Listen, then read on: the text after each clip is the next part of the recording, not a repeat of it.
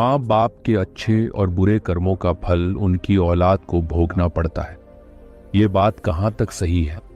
मनुष्य को खुद के अच्छे और बुरे कर्मों का फल तो उन्हें भोगना ही पड़ता है तथा माँ बाप के द्वारा किए गए कर्मों का फल भी उन्हें भोगना पड़ता है।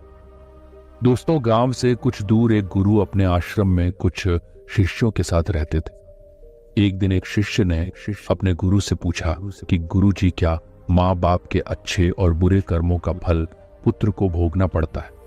तभी महात्मा शिष्य से कहते हैं, भंते अवश्य ही भोगना पड़ता है। आज हम आपको एक प्राचीन समय की बहुत ही महत्वपूर्ण कथा सुनाते हैं, जिसे सुनने के बाद आपको पता चल जाएगा कि कैसे माँ बाप के पुण्य कर्मों का फल और बुरे कर्मों का फल उनकी औलाद को मिलता है या भोगना पड़ता है। दोस्तों, फिर महात्मा ने कथा को आरंभ करते हैं और कहते हैं, प्राचीन काल की बात है। एक गांव में एक किसान रहता था। वह किसान बहुत ही गरीब था। किसी तरह से मेहनत और मजदूरी करके अपने घर का खर्च चलाता था। उसे मजदूरी में दिन भर काम करने के बाद 50 रुपए मिलते थे।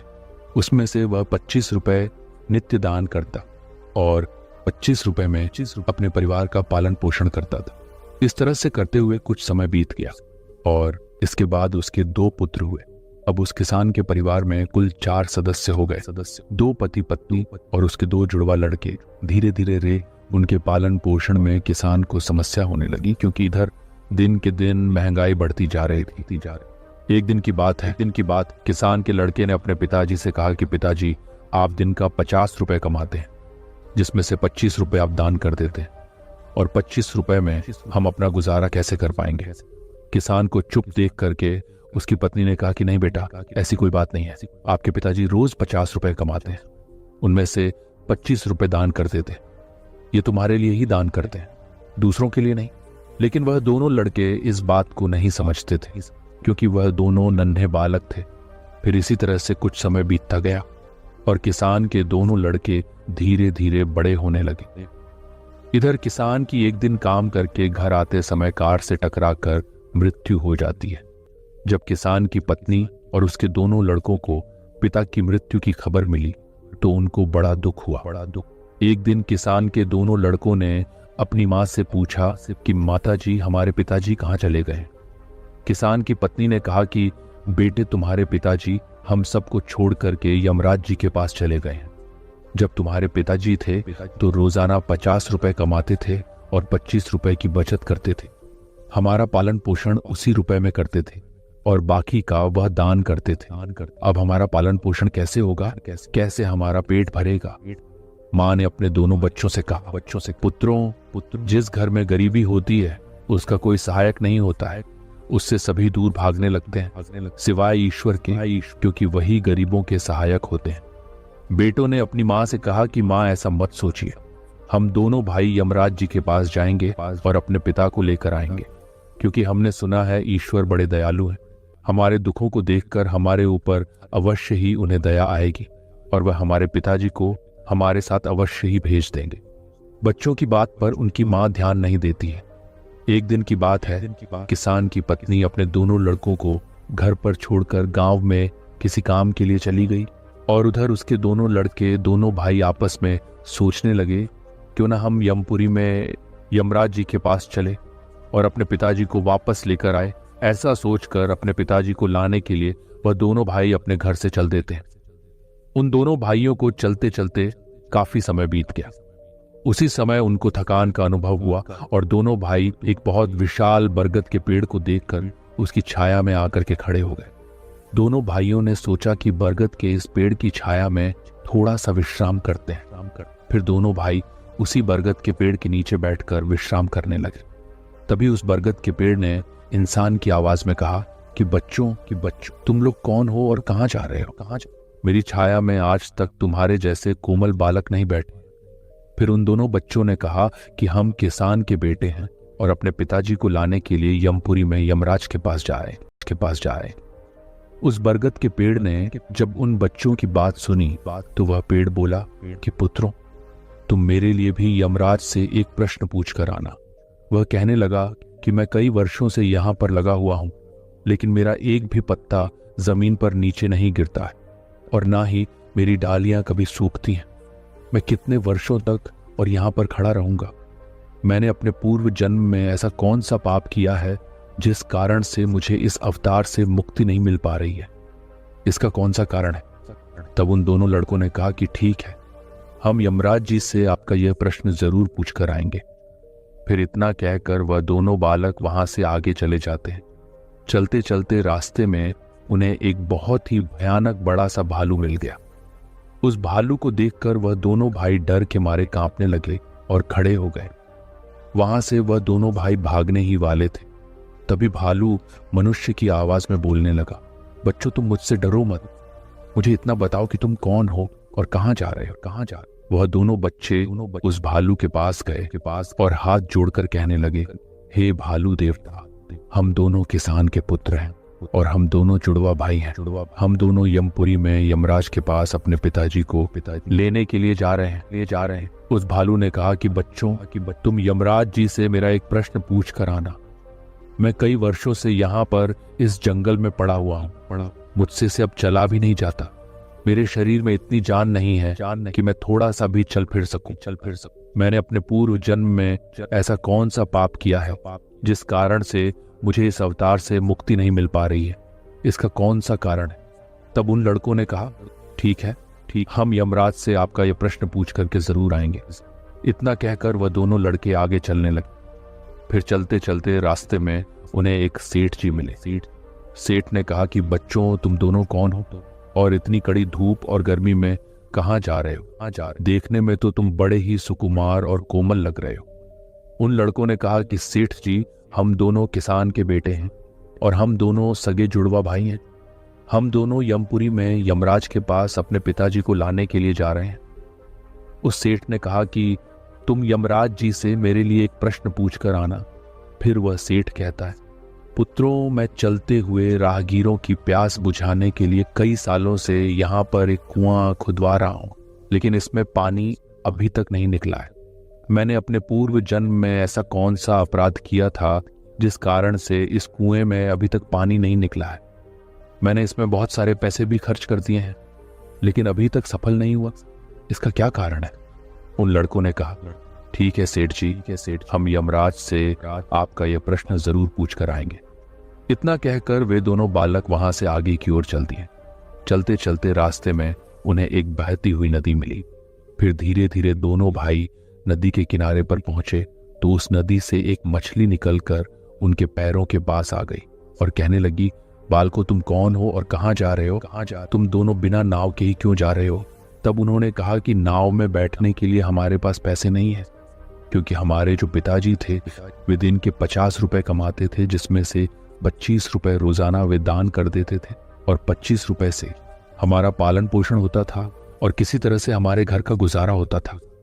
अब हमारे पिताजी घर पर नहीं है, वे ईश्वर के पास चले गए हैं, इसलिए हम दोनों भाई उनको लाने के लिए यमपुरी में यमराज जी के पास जा रहे हैं। उन बच्चों की बात सुनकर उस मछली ने कहा कि बच्चों, तुम यमराज जी से मेरा एक प्रश्न पूछ करके आना। कई वर्षों से मैं इस नदी में भटक रही हूं, मेरी 7 पीढ़ियां गुजर गई हैं, परंतु मैं अभी तक इसी नदी में रह रही हूं। मैंने अपने पूर्व जन्म में ऐसा कौन सा अपराध किया था जिसके कारण मुझे इस अवतार से मुक्ति नहीं मिल पा रही है? इसका क्या? तब उन लड़कों ने कहा, ठीक है, हम यमराज जी से आपका यह प्रश्न जरूर पूछेंगे और वापस आते समय आपको बता करके जाएंगे। इतना कहकर वे दोनों लड़के वहां से आगे बढ़ गए। चलते चलते दोनों भाई नदी के दूसरे किनारे पर पहुंच गए। दूसरे किनारे पर जब वे पहुंचे तो देखा कि एक मरा हुआ व्यक्ति वहां पर पड़ा हुआ है। दोनों भाई उस मरे हुए आदमी को उठा करके जब जाने लगे तो वह मरा हुआ आदमी चिल्लाने लगा और कहने लगा कि बच्चों, तुम कौन हो और कहाँ जा रहे हो?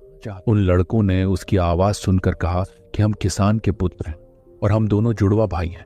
हम दोनों भाई यमपुरी ने यमराज जी के पास अपने पिताजी को लेने के लिए जा रहे हैं।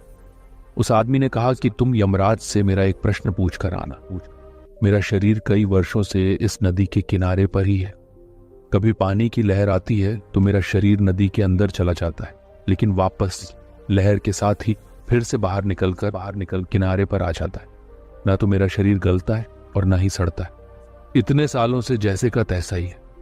मैंने अपने पूर्व जन्म में ऐसा कौन सा पाप किया था जिसके कारण मुझे इस शरीर से मुक्ति नहीं मिल पा रही है और इसका क्या कारण है, क्या कारण? उन लड़कों ने कहा, ठीक है, हम भगवान भोलेनाथ से तुम्हारा यह प्रश्न पूछ करके जरूर आएंगे। इतना कहकर वे दोनों बालक चलने लगे। वहां से चलते चलते दोनों भाई को रात हो गई थी और काफी दिनों से चलते चलते उन्हें वही मछली मिली। मछली ने कहा कि बच्चों, क्या तुमने ईश्वर से मेरा प्रश्न पूछा था? उन दोनों बालकों ने कहा कि हाँ, हमने ईश्वर से मैंने आपका प्रश्न पूछा था। उन्होंने ने कहा है कि तुम्हारे अंदर अमृत है, जब तक तुम इस अमृत को किसी को नहीं दोगी तब तक तुम ऐसे ही व्याकुल रहोगी। फिर मछली ने कहा कि बच्चों, अब कौन मिलेगा, मुझे तुम ही मेरा अमृत ले लो। फिर मछली ने अपना अमृत उन दोनों बच्चों को दे दिया और अमृत देते ही उस मछली की आत्मा को मोक्ष की प्राप्ति हो गई। इसी तरह से दोनों भाई वहां से आगे बढ़े तो चलते चलते रास्ते में उन्हें वहीं सेठ मिला जो राहगीरों के लिए कुआं खुदवा रहा था। उस सेठ ने जैसे ही दोनों लड़कों को देखा तो बड़े प्रेम से हाथ जोड़कर कहने लगा कि बेटे, तुम दोनों लोगों ने मेरा ईश्वर से प्रश्न पूछा था? उन्होंने कहा कि हाँ, पूछा था। ईश्वर ने कहा कि आपके घर में 2 जवान कन्याएं कुंवारी बैठी हुई हैं। जब तक आप दोनों कन्याओं का विवाह नहीं करेंगे और कन्यादान नहीं करेंगे तब तक इस कुएं में से पानी नहीं निकलेगा। पहले जो आपका कर्म है उसे पूरा करिए, जो ईश्वर ने आपको दायित्व सौंपा है पहले वह करिए। आप कन्यादान करिए, उसके बाद इस कुएं को खुदवाइए। फिर उस सेठ ने कहा कि मैं अपनी कन्याओं के लिए लड़का कहाँ ढूंढने जाऊंगा? तुम दोनों मुझे बहुत ही सीधे स्वभाव के दिख रहे हो और सुंदर भी हो और देखने में एक जैसे दिखा रहे हो। अब तुम दोनों जवान भी हो गए हो और विवाह के योग्य भी हो, तो बेटा तुम दोनों ही मेरी लड़कियों से विवाह कर लो। फिर उस सेठ ने अपनी दोनों लड़कियों का विवाह उन दोनों लड़कों के साथ करवा दिया। फिर सेठ ने वहां से अपनी दोनों बेटियों को बहुत सारा धन देकर विदा कर दिया। अब दोनों भाइयों को आगे चलते चलते रास्ते में वही भालू मिला। उस भालू ने कहा कि बच्चों, करा तुम वही भालू मिला। उस भालू ने कहा कि बच्चों, करा तुमने ईश्वर से मेरा प्रश्न पूछा था? तब उन्होंने कहा, हाँ, पूछा था।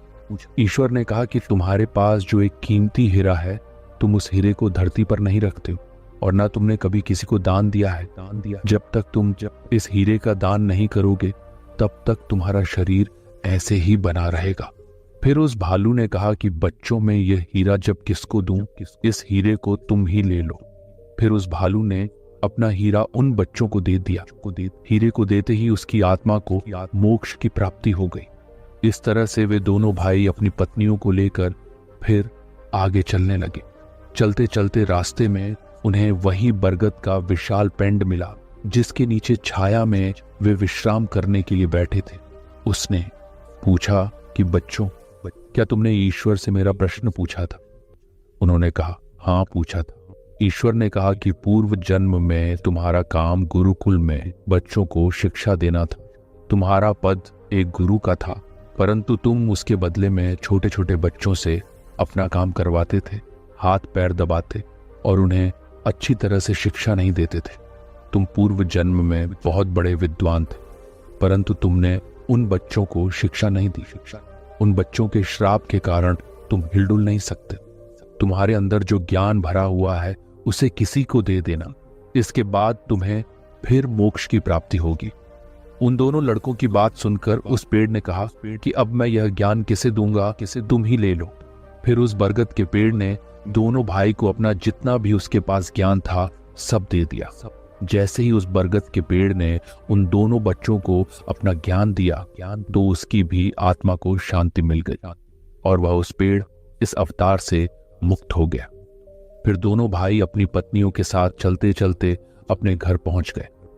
जब दोनों भाई अपने घर पहुंचे तो किसान की पत्नी उनको देख करके बड़ी खुश हुई और कहने लगी कि तुम दोनों कहाँ चले गए थे और ये दोनों लड़कियां तुम्हारे साथ कौन है? फिर दोनों भाइयों ने जो भी उनके साथ घटनाएं घटी थी वह सब कुछ अपनी मां को बता दी।